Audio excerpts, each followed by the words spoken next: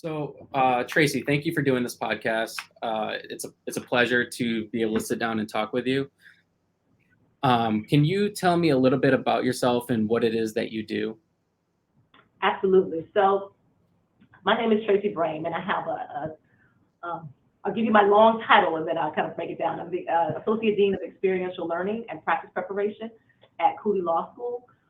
So that means, a lot of administrative work at the management level of the school, but my favorite role at the school is that I'm the director of the Cooley Innocence Project. And we help Michigan inmates investigate claims of innocence. I'm sorry, you help Michigan inmates what? Inmates explore claims of innocence. Okay. Mm-hmm. I feel like there's a lot there. What is that like, for one, and how overwhelming is that? It's very overwhelming. So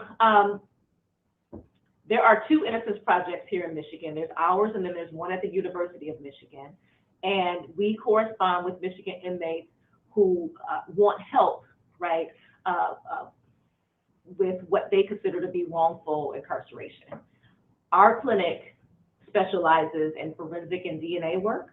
So we take on cases involving DNA claims, right, and forensic claims. And so I guess our prototypical case might be a case in which we would test a piece of evidence from a case, right, to try to find a path to exoneration for our client, right, to show that he wasn't on the scene or that he wasn't, right, part of the crime or something like that. That's our specialty. It is incredibly rewarding work, right? But it is overwhelming. I think people underestimate the number of folks that are wrongly incarcerated here in the state and around the country. There are a lot of people in prison who shouldn't be there, and sifting through the number of people that write to us, right? Because obviously we get more inquiries, right, than we can handle, and not only the innocent folks write to us, right? So sifting through, those cases and finding cases that are good cases, quote unquote, both in the sense that there seems to be an innocent person, right, that we need to help, and that there's something that we can do to help them, right? It's a big task. Right. Now, how many people would you say are wrongfully convicted? Do you just work on Michigan cases, or do you work on? We just work on Michigan cases. Okay, so how many people are wrongfully convicted in Michigan? That's and that's incredibly difficult, an incredibly difficult question to answer, because, like I said, there's so many more cases than any of us can get to. I can tell you, so for example, we work with the Wayne County Conviction Integrity Unit, which is an arm of the prosecutor's office that works on innocence cases as well, that examines old cases. And it's been a wonderful program, right? Because instead of fighting the prosecutor, we're now working alongside the prosecutor to kind of get to the truth of these cases. And in the couple of years that they've been up and running, Valerie Newman and her office, and that's just in Wayne County, Michigan, have their exonerations are in the low 30s, right? 33, 34 people just in a couple of years. Our office our office has been around for about 20 years, and we've had direct involvement in about 10 exonerations. And University of Michigan, I think, just celebrated its 20th, right? And some of those overlap, right? Some of those overlap, but just just off the top of my head, I can refer you to dozens of people, here just in this state that have been exonerated. And like I said, the number of folks who are still sitting in prison, it's just hard to know how many people are actually wrongfully convicted. Now, what exactly leads to somebody being wrongfully convicted? Is it like negligence in the prosecuting process? What is it?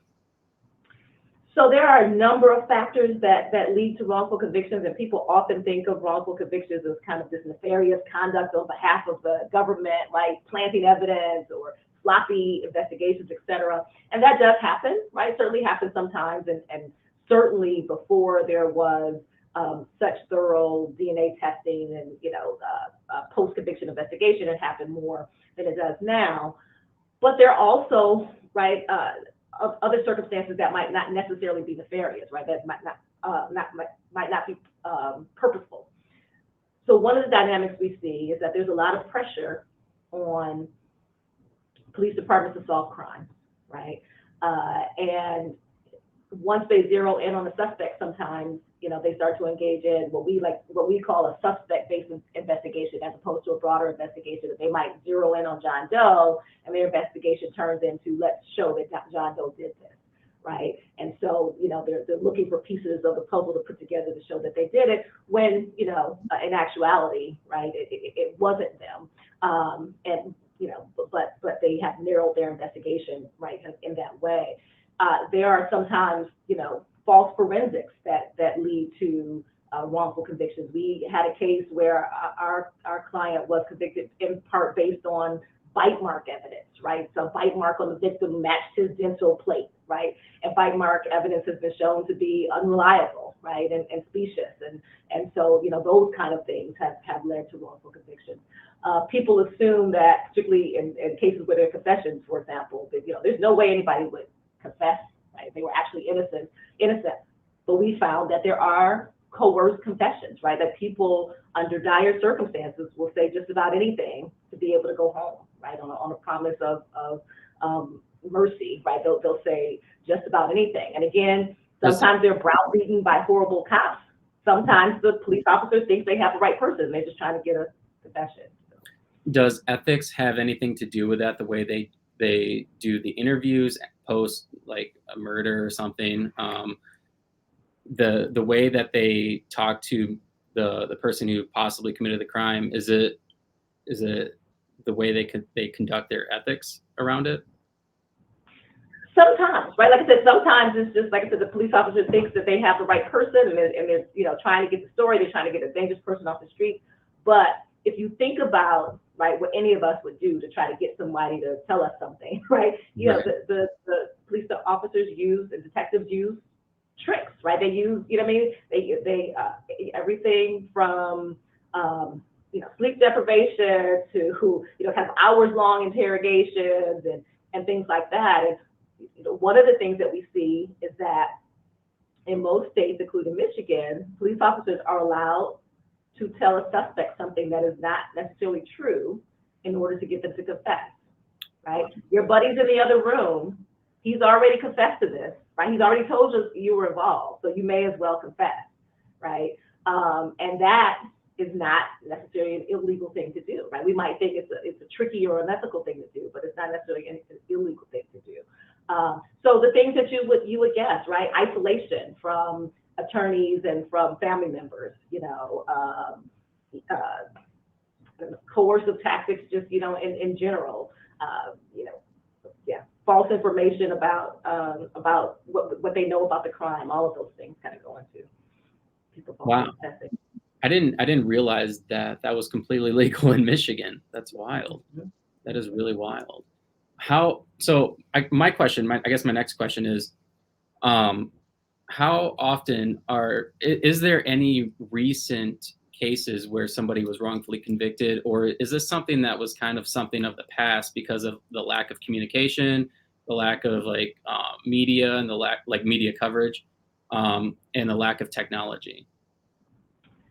So that's a great question. And certain types of wrongful convictions, right, have diminished somewhat. So, for example, one common type of wrongful conviction in the past were convictions in which Black men in particular, right, were convicted of raping white women.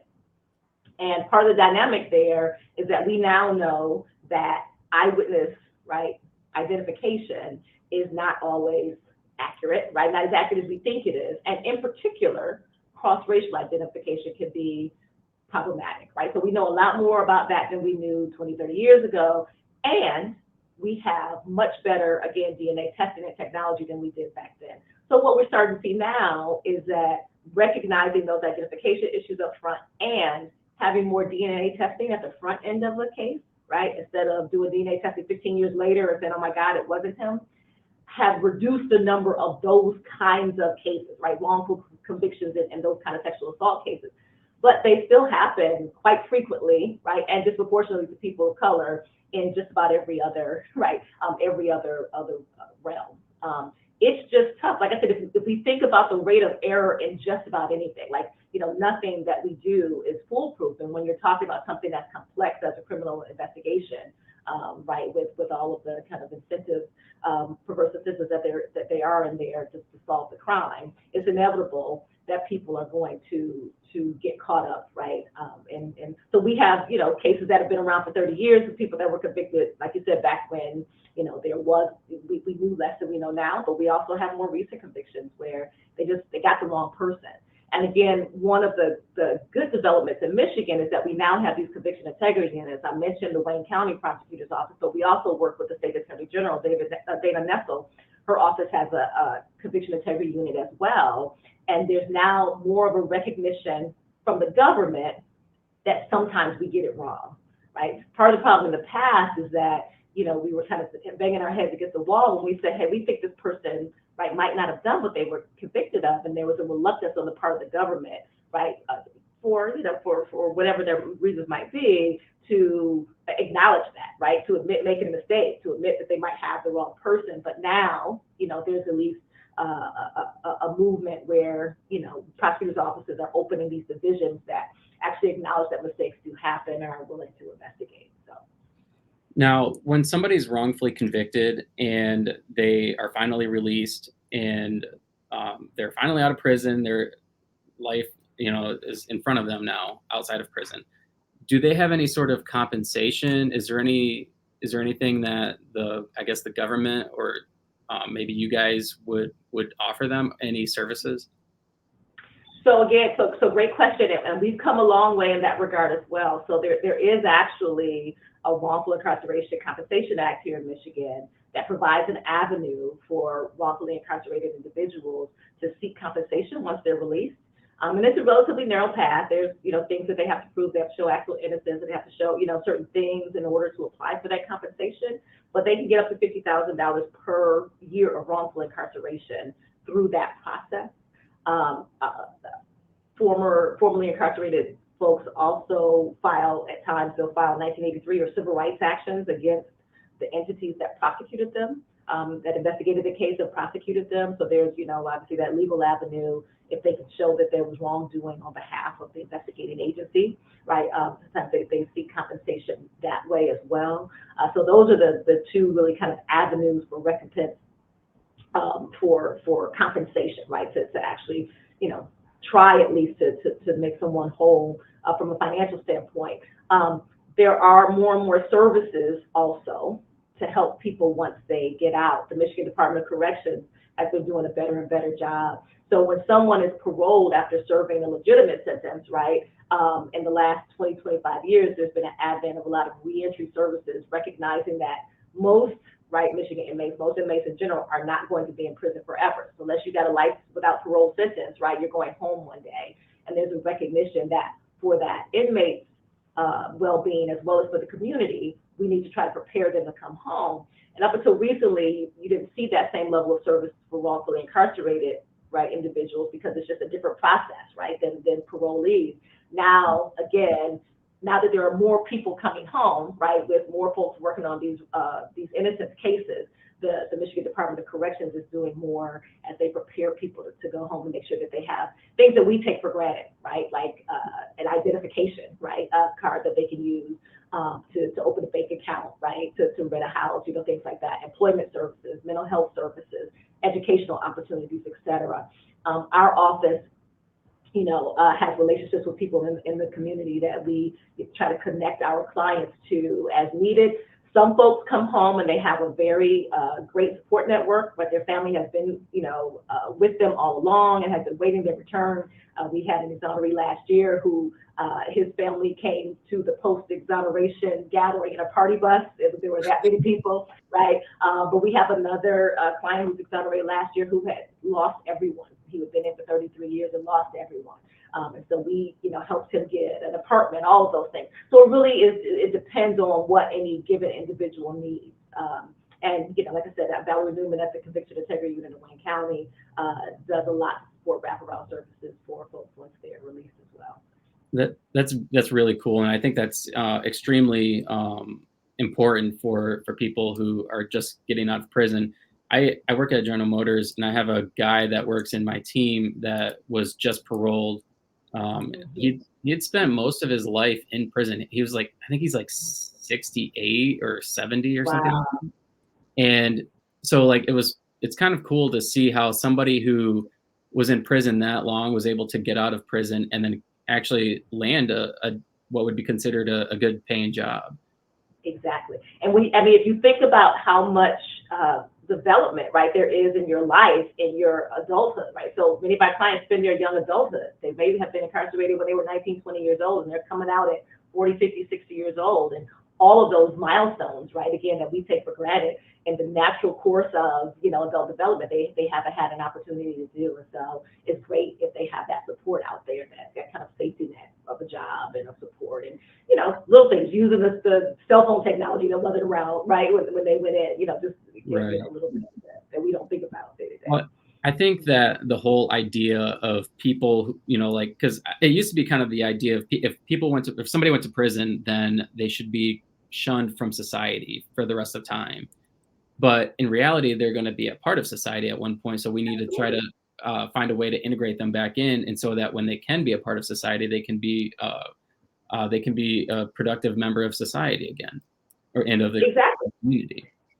And that's how we would all want to be treated, right? Because every one of us, right, makes mistakes. Every one of us falls short. And we all hope that we can be forgiven and that we can move on. And the folks that we're talking about, certainly the innocent ones, but even folks that are, incarcerated that were not innocent, they made mistakes, and their mistakes happen to be of the criminal nature and landed them in prison, et cetera. But they still should be, right, treated better than the worst thing they've ever done, right? Like all of us should have an opportunity to show that we're better than the worst thing that we've ever done. Right. Because, none of us are perfect. There's a couple people I've had on the podcast that, like one of them, you might have heard of, Good Time Makes Good Sense in Michigan. Yes, absolutely. Yep. Yep. They've been on credit. Yep. Good credited time. Yeah, they've been on the podcast. And then I've also had, what's the other one? Can't remember, Nation something, or Nation Outside. Nation Outside. Well, yeah, I know exactly what you're talking about. I can't remember their name right now, but I get text messages from them. I think it's called Nation Outside. Yeah. I think they do work specifically for people that are in prison and trying to reintegrate into society. Correct? Yes, absolutely. And we also have in Michigan, we have a great system in place where people can apply to expunge their criminal convictions once they have served their time and spent a certain amount of time, home, getting their life together, right? So they can apply to set their criminal history aside so that they're not, every time they look for a job, right, they don't have background checks coming up saying, felon, right? So we also have a great expungement statute here in Michigan that has evolved over the last 10 years to be relatively expansive. Just recognizing that, again, from a moral perspective, a second chance makes sense, but also from just a very practical and even business perspective, second chance makes sense, right? You need people who are going to be able to contribute to society and to the economy. Now, is there any state in the United States that's doing it right? That's a loaded question. You know what? I don't know how to answer that. That's an expansive question that I'd have to think more about. Is there any state that is? Let's break it down. Is there any state that, as far as reintegrating people back into society, as far as offering mental health services, which state's doing it the best? Right. You know what? I haven't done a statewide kind of that's actually a great project, and I'm gonna, my students, I'm gonna say I have a great project for you that I was just given. So I don't know the answer to that question. I can say again that Michigan is making inroads, and some of the states, to the extent that they are doing things well, they are encouraging wraparound services for people coming home. They are reinstating, right, the right to vote, et cetera, once people come home. They are, providing avenues for compensation, and things of that nature. So I'm not as up on what all the other states are doing. I'm more, kind of familiar with what Michigan is doing. And I can say, right, with guarded optimism that Michigan is moving in the right direction, even as we have a long way to go. Well, I guess that gives people hope, right? It gives people hope and people work to do, because we want to kind of, go with the momentum that we have now. Yeah, absolutely. Now, how many cases has Cooley Law School been involved in releases? So we have, directly 10 or so, and indirectly, so we have clients that we take on, right, formally, and then we have cases where we consult on the DNA portion of the case. So sometimes there might be a private attorney handling the case, or, the case might come to us in a different way, and we might just because we have expertise and we have a couple of grants that we work under that gives us funding for DNA testing. So some people work with us to handle that portion of the case. So 10 people directly, and again, our work is a little bit more narrow because it is science focused. So the cases that involve that kind of work, University of Michigan, for example, they have a higher rate of exoneration in part because they do a broader investigation of cases. They go knock on doors, they find old alibi witnesses, right? They, kind of reinvestigate the case in a way that we don't necessarily do. We say, hey, is there any evidence that might be worth testing, and what does that testing mean? But I have to say, and I keep putting these plugs in for the Conviction Integrity Unit, of those 10 people, I started here at the Cooley Innocence Project, beginning of 2020-ish. And just since I've been here and we've been working with Wayne County and the Attorney General's office, 3 of those 10 exonerees have come in the last 2 years, right? And we've been around for 20 years. Wow. So we've had, and I should say 4, really 4 of them, 1 on the Wayne County side, 3 on the Attorney General side, just in the last 2 years. So that's how forward thinking, at least Michigan has been. And so, like I said, there's a Conviction Integrity Unit at the Wayne County Prosecutor's Office, at the Attorney General's Office, now at Oakland County, Macomb County, Washita County. So even at the county level, people are investing resources and recognizing the plight of folks who are sitting in prison, who shouldn't be there, who are waiting for somebody to help them. What is the average cost to reopen up a case and to try to, reinvestigate? Right. And so that depends on who's doing the work, for example. So for example, we're fortunate that we're housed in a law school. So a lot of the costs of the work is absorbed by my salary as director, and then we have a staff attorney and a managing attorney. We have secured a couple of grants, recently that support our work with the CIUs, that have also given us an opportunity to hire a couple of other staff attorneys. And so you need attorneys, right? And attorneys, obviously, the best circumstances need to be paid, and they need to be paid a living wage. DNA testing is often expensive as well. So the testing piece of it is expensive. We work with the Michigan State Police Lab, which is, of course, a government lab that doesn't charge, but if there was initial work done in a case by the MSP, then we're going to send any subsequent work out to a private lab, which can cost thousands of dollars, right? So particularly in a case involving, but then there's expert fees, because while we know a lot about DNA, we're not scientists, and so we may identify issues and send evidence in for testing, but then we have to work with experts to interpret the results of those of that testing, which could cost thousands of dollars. So it could cost tens of thousands of dollars to truly and meaningfully investigate a case, particularly one that involves experts. And wow, it's expensive. And so, then I'm sorry, and I'll say we can only handle so many cases. If someone actually has to hire an attorney, that's a whole other expense that's added on. Wow. So does the cost of reopening the case and reinvestigating, does that determine whether or not you guys will cover it, or if somebody else can cover it? Well, no, we don't charge for our services as well at all. And again, fortunately, we have grants that help us pay for DNA testing. Or if, and before that, we would ask the courts, for resources for testing.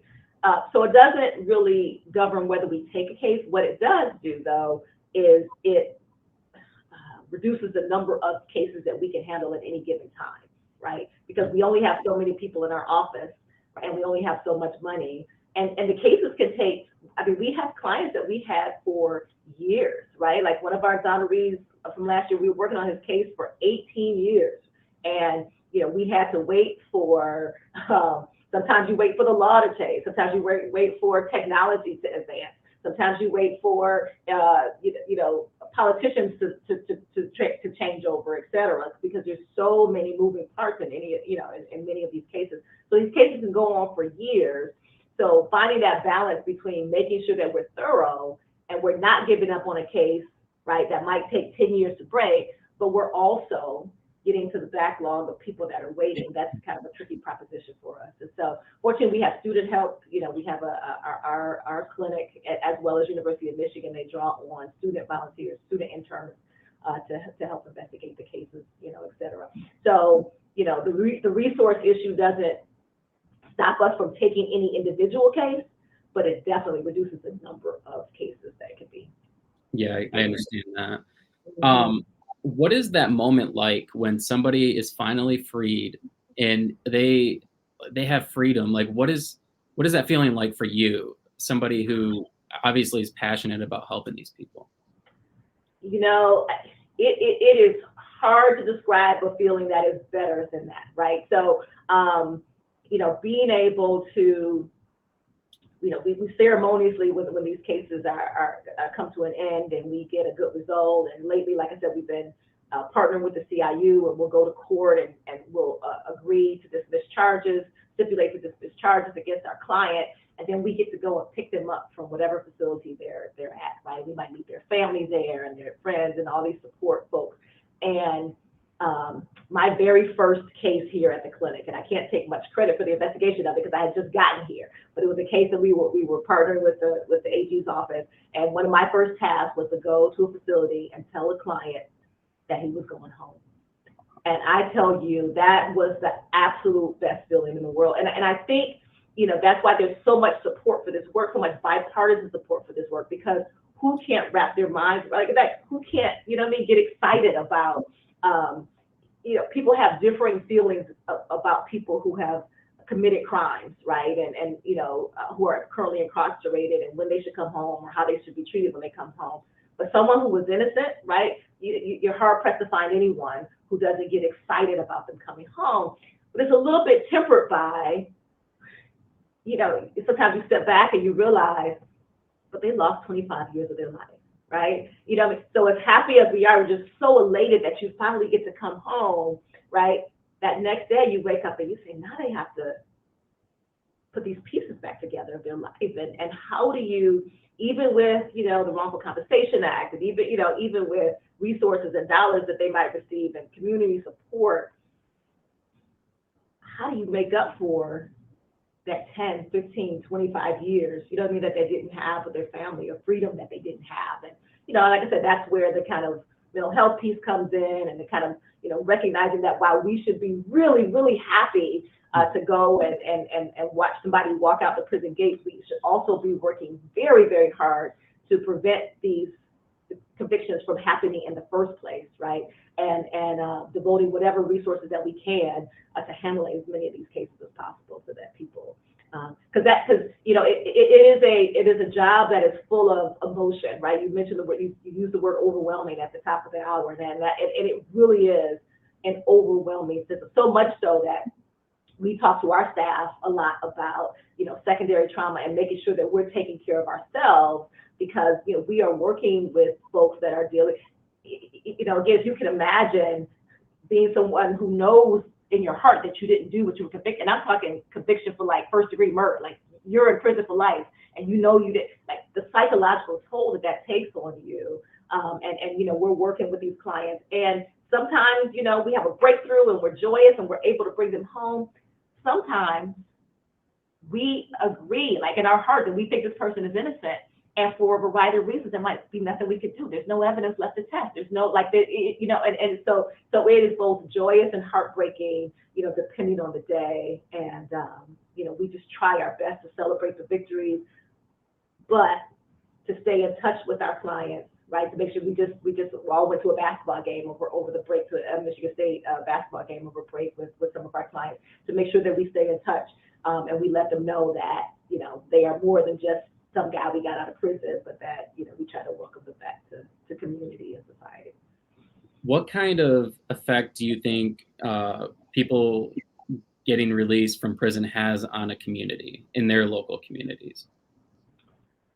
Yeah, so particularly in smaller communities, finally having that loved one back, right? Like finally, so one of our exonerations from last year, he was convicted when his daughter was a baby, like a baby. Like I think they arrested him in the hospital room, like you know what I mean, like when she was born.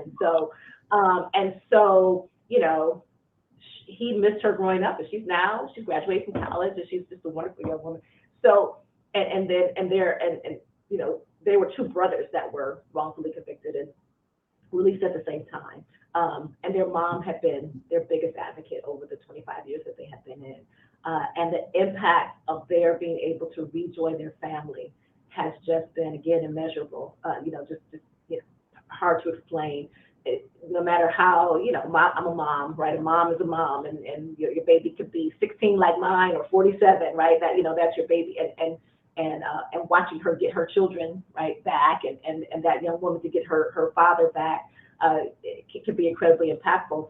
Unfortunately, you know, I talk about how joyous it is for someone to come home. You know, sometimes our clients still face stigma when they get home. And so even now with the cooperation of the prosecutor's office and the conviction integrity unit, there are still people sometimes in the community that like, I'm not so sure that person's innocent, or, you know what I mean? So they still have to overcome, you know, just kind of little slights and perceptions and biases that people who have been incarcerated face. So again, you know, it's one thing if you were there legitimately and you come home and now you have to deal with the stigma of being, you know, an ex-con or what, you know, or whatever antiquated terminology people use.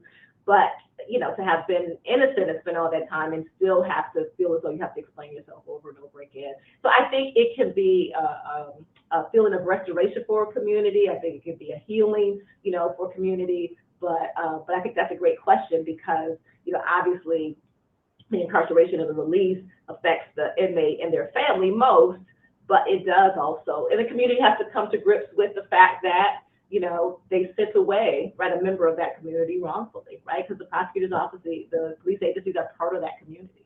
So how do you feel? How does that? So one of the interesting dynamics is the relationship with the police departments in those communities, right? You know, it can't feel good as an officer, I imagine, right, to have this conviction that, you know, maybe you thought was solid from 10 years ago. Not everybody's looking at you because this person, you know what I mean? How does that affect relationships between police and the community? How do they continue to do their work? How do they, you know, come to grips with the fact that mistakes are made, but, you know, they still have to do their job? And so that brings me to my next question. Obviously you work on the side of the law. I'm assuming you went to you have a law degree, I'm assuming.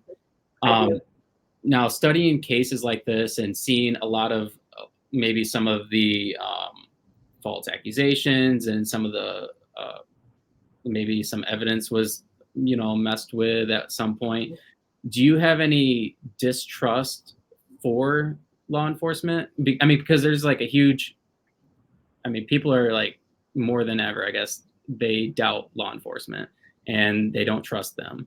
So does that kind of alter your thinking towards? So yeah, so as a lawyer, and particularly as an innocence lawyer, right, I have to be a trained and natural skeptic, right? So I have to, one of our jobs is to look at this case that was seemingly settled 10 years ago, right, and say, let us upend every assumption that was made 10 years ago. And that includes the police work that was done on it, right? Like, let's just turn everything upside down, and we're really investigating it new. So we have to naturally be cynical about the investigative work that was done. And in a lot of cases, you know, it's like, okay, yep, that was, you know, it kind of was what it was, and there's nothing that we could do. But in some cases, we do find, you know, evidence that wasn't turned over to important exculpatory evidence that wasn't turned over to the defense. You know, we find, you know, evidence that was tampered with or sketchy tactics used to extract confessions, et cetera.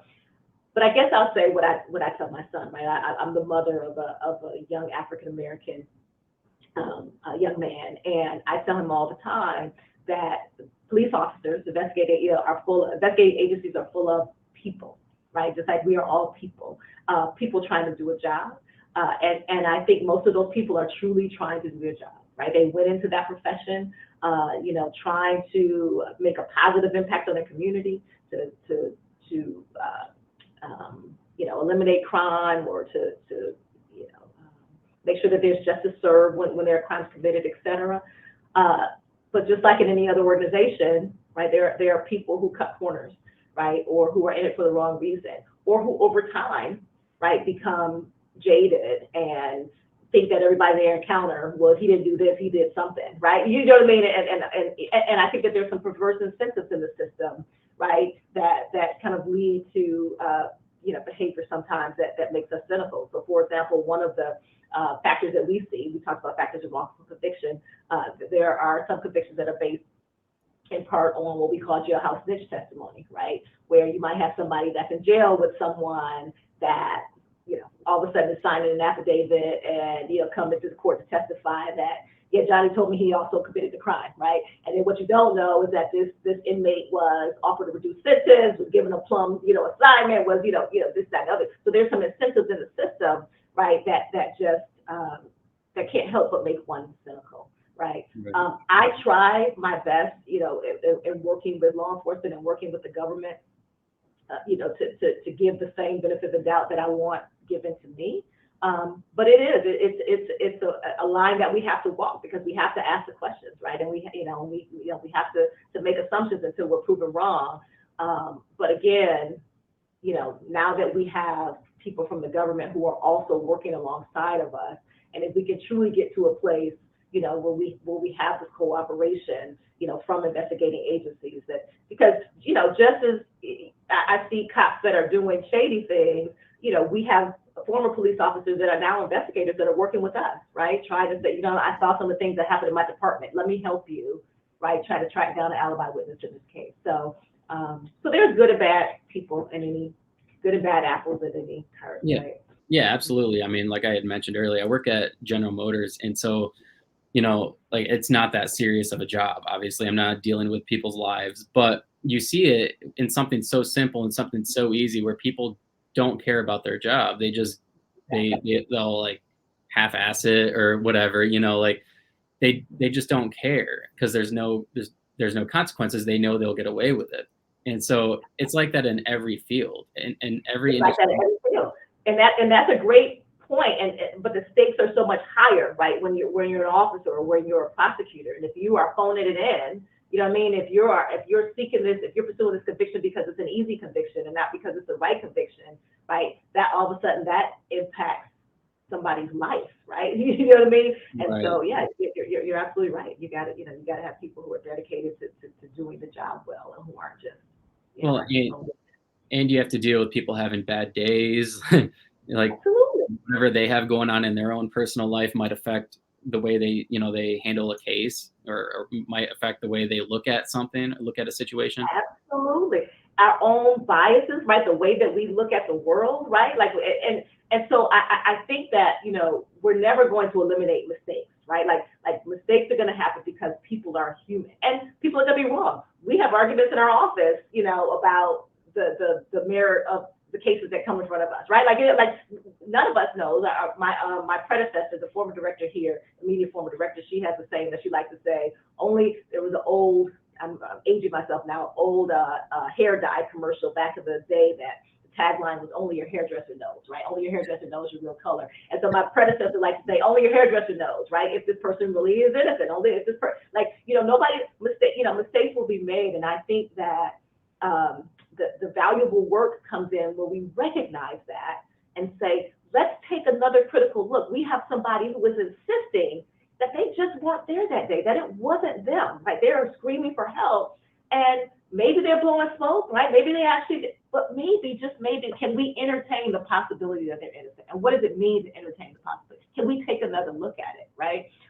And you mentioned before, people kind of cutting corners or phoning it in where they don't have consequences. And that's another, kind of issue in our field, is that police officers, for the most part, and prosecutors, they don't have to answer for their mistakes, right, in the same way that our clients do, right? You know what I mean? Like our clients are answering for those mistakes by being incarcerated for years. But even when it's found that, an officer has made a mistake, they go on to the next case, right? That prosecutor goes on to the, you know what I mean, the next case, and there's a legal doctrine called qualified immunity that has roots in reason, right? Like we want our police officers and our prosecutors to be able to do their work without constantly being worried about being sued, right? Like, you know, I would try to stop this crime, but if I do it wrong, you know what I mean, I'm going to get sued. Right. But at the same time, it's become this shield, right, that has shielded them from consequences when they really even go overboard and violate constitutional rights, you know what I mean, or, you know, do really shoddy police work. So we really have to think about, you know, kind of what are the incentives and consequences when we're talking about the kind of investigations that are happening and the kind of work that's being done by these officers.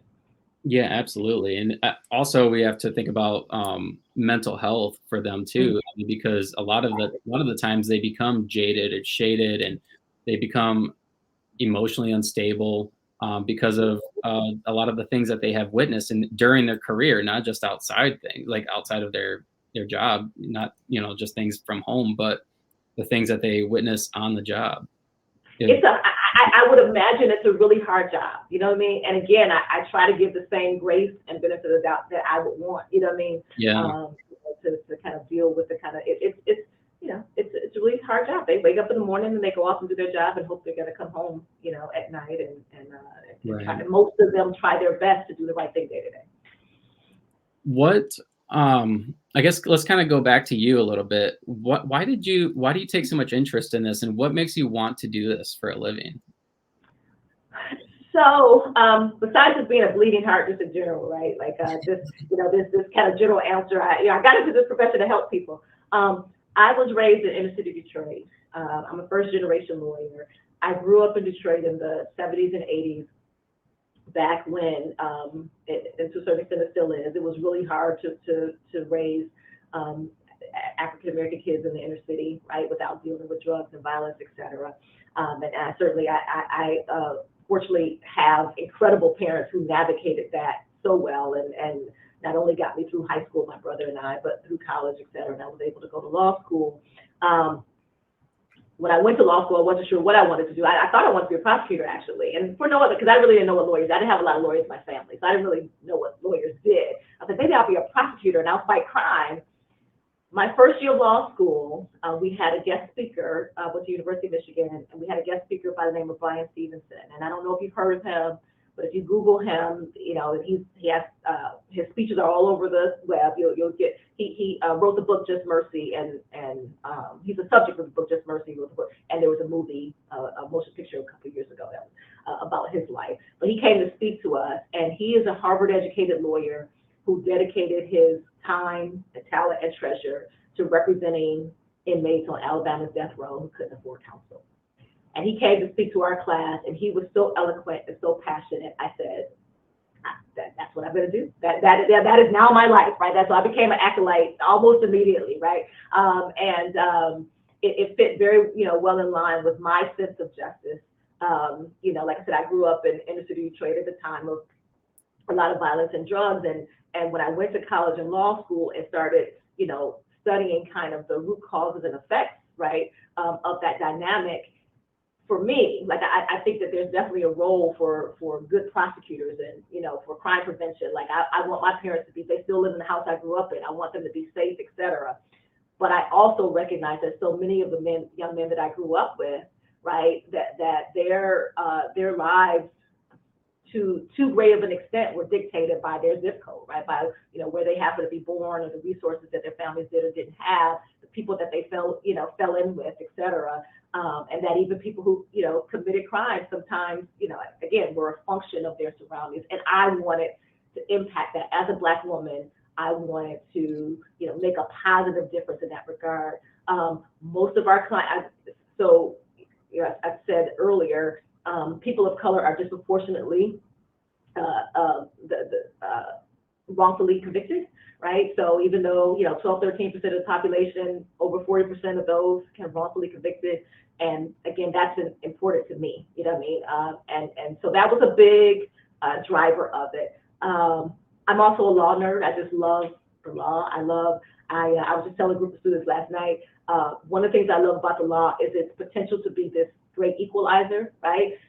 We as human beings are fallible. We have our own biases, surrounding all kinds of things, class, race, gender, sexual orientation, whatever it might be. We divide ourselves naturally, but the law tries to give us an even playing field, right? Tries to say no matter who you are, we're going to try to apply these principles in a way that makes sure that that justice is carried out. So that's what kind of steered me in this direction, and it's just really interesting work. How long? I know you said you started your work with Cooley Law School in 2020, but how long have you been doing this work outside of college? So I graduated from law school a long time ago in 1995, and after a couple of years stint with a judge, I became a public defender. So I was an appellate public defender. So I have been representing indigent people facing criminal sentences, since about 1997. And I took a break from that. I've been with Cooley Law School since 2006. So I took a break from that. I have a 14-year-old and a 16-year-old. And so while they were young, I was kind of boring college administrator kind of thing. I was the campus dean, and I was this, that. And so 2020, I kind of came full circle now that my kids are older, because I keep going back to your word overwhelming. It really is, if you do it well and lean into it, it is consuming work. And when my kids were little, I said, you know what, I didn't know if I had the emotional bandwidth, right, to do this and to raise, because I'm just as a personality about my kids as I am about the work. So now that they're more self-sufficient, right, one's, on his way to college soon, et cetera, I kind of return to this work. My name is Lauren Harrington. I'm a real estate agent with Century 21, Lemac Realty. Whether you're looking to buy or sell your home, I can help. From the big cities to the small towns and anything in between, I can make your home buying dreams come true. Come join the Century 21 family. Contact me anytime at 989-534-6430 to begin the process. I look forward to hearing from you. Sounded good. Now, you had mentioned, obviously, it's emotionally overwhelming also, but what kind of things do you do to kind of balance that out? Because I'm sure some days are exciting when somebody gets released from prison, but I'm sure other days could just be draining emotionally, especially when maybe there's a case where there's not enough evidence for you to try anymore and you can't get somebody out of prison. What is? So this is what I tell students all the time. So, people think that the work is very sexy, and, and it is in the sense that, again, it's fun to get, it's fun to bring people home. But the vast majority of our days are tedious, right? Even boring sometimes, right? So when I tell students who say, I want to come work for the Innocence Project, I said, okay, do you want to take these 3 baker's boxes worth of papers and go through them one by one by one, looking for the needle in the haystack, looking for the smoking gun, knowing in that 9 out of the 10 cases that you touch, either the person's not innocent or you're not going to be able to do anything about it, et cetera. Do you want to deal with the client, the inmates, that we're, because, we have our clients, we have, that we're working with at any particular time where their cases are active, but we also have a laundry list of people that we communicate with because people write us all the time, and people who are, again, at the lowest point of their lives, who are agitated and frustrated, sometimes mentally unstable, et cetera, and sometimes they take that out on you. Are you willing to do that? Is that what you want to? So you're right, this job is intense, and it's both, I tell the students, it's both really, really detailed, reading every piece of paper, 1,400 pages, but it's also very broad, right? Trying to strategize about the best way, banging your head against the wall when you seem to have come to a dead end. And so it takes its toll. You see it sometimes even among the staff. So one of the things that we do as a staff is that we try to do things together to make sure that we get to know each other, that we're bonding, that we are giving each other grace and mercy and supporting one another, both in the work and personally. Because again, our staff, they have lives outside of here, just like everybody else. They have little kids, they have other stresses in their lives. Right. And then I encourage staff and students, and I try to walk this walk of making sure that you try your best to compartmentalize the work. And it's not always easy. Sometimes I go home and I'm just it's hard for me to kind of focus on dinner because I'm, trying to figure out a response to this prosecutor or whatever. But I try to make space to recharge, right? Whether that's spending time with my family, music is a big thing for me. So Stevie Wonder usually gets me, calms me down from any particular bad day. But it is, to your point, really, really important. When I worked for Brian, I talked about Brian Stevenson, coming to speak to my class. I had the opportunity to intern with him while I was in law school. And one of the things that he did was he poured a lot of resources into the representation of the clients, and he discouraged, and I won't say he discouraged people from making a career of it, but his office wasn't set up for people to be there, for lawyers to be there for decades, right? Because he realized, right, that it's the kind of job where sometimes you do it for a while and you need to take a, you know what I mean? Or you do it for a while and you need to do something else. You know what I mean? You do it for, because it is, like I said, if you do it well, it's really, really, yeah, it's got to be extremely taxing on you.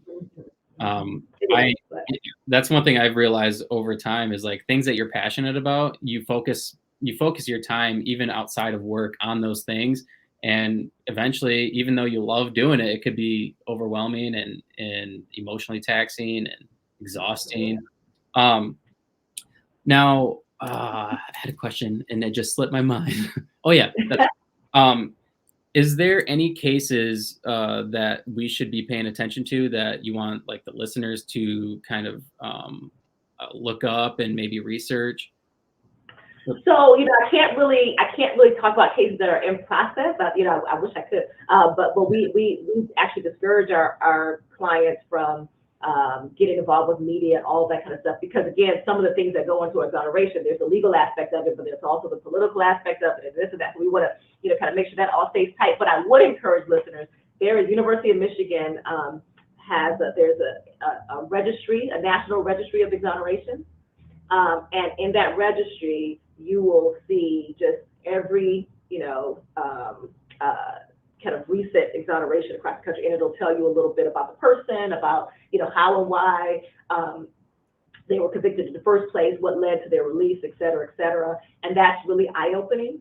I would encourage people to, because again, I think people are sometimes, their eyes are open when they realize how often or how easily this stuff happens.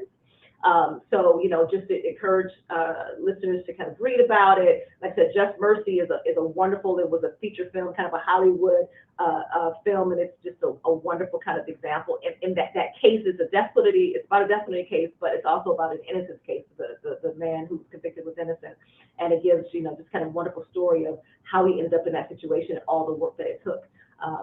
And certainly, I know our office takes donations of resource and time from the public. Look for ways to support your local innocence organizations, or for people in your community that might be returning citizens, whether they're innocent or not. So just to kind of take steps to raise your own awareness about this issue and how we might impact it.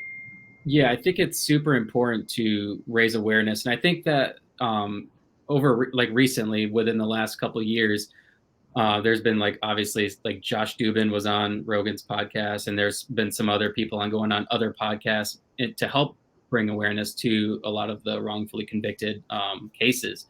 And so would you say that within the last few years, there's been more attention surrounding those things? Yes, and there's always, you always notice a spike when there is a kind of a sensational case about someone, there was Brian Banks, a football player who was, wrongfully convicted. So anytime you have a high profile case, that you see a spike in awareness. But what's been nice recently is, again, because of the movement, within prosecutors' offices and otherwise, there's been more exonerations.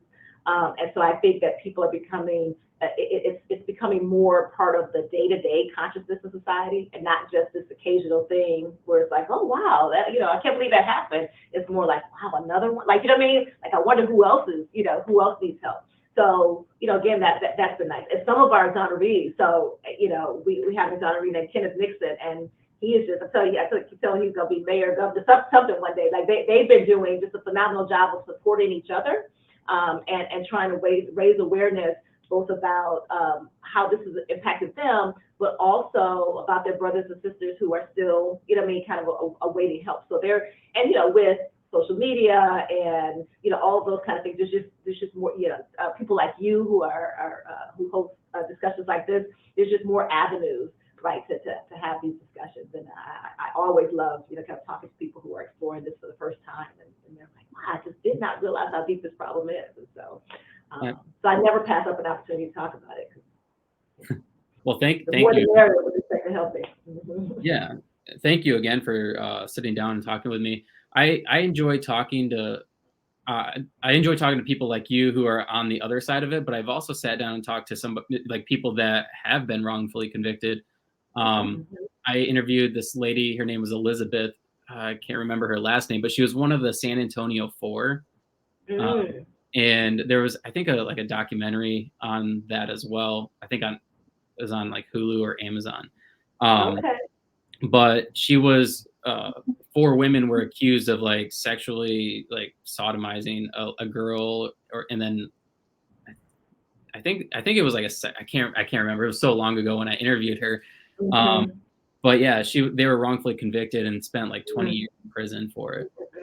And then it finally came out that that somebody had lied, and it was just horrific. It's horrific to hear those things, but it's amazing when you can sit down and see that person and see that they're not in prison, that they're living a decent life. And so I like to bring light to that. And absolutely. People get a second chance. Exactly. Yeah. So. Well, thank you so much. I so appreciate the discussion. I really do. First of all, it takes me, it's giving me a break from my special box full of paper. It was an opportunity to talk at a higher level about it, so I appreciate that. Absolutely. And thank you. Is there any links that you would want the audience to go visit? Maybe anything with your guys' organization specifically? So I can send you, I can send to you, but once we get up, I'll send you a couple of links, but a link to our Innocence Project, just our website in general, that has some information. There's a national registry that I reference as well, but when we get off the line, I'll send you a couple of links that might be good, kind of overview sources of information. And there's an Innocence Network. There's actually a national network of innocence organizations that we're a part of, that does a lot with respect to support of innocence organizations and of exonerees. And we have a big conference every year, and cool. So I can send you a link to that as well. They're a good source of information. Awesome. Cool. Well, thank you, Tracey. Thanks for doing this. It's been an honor. Yeah, same here. Very nice to meet you. Nice meeting you. All right. Bye.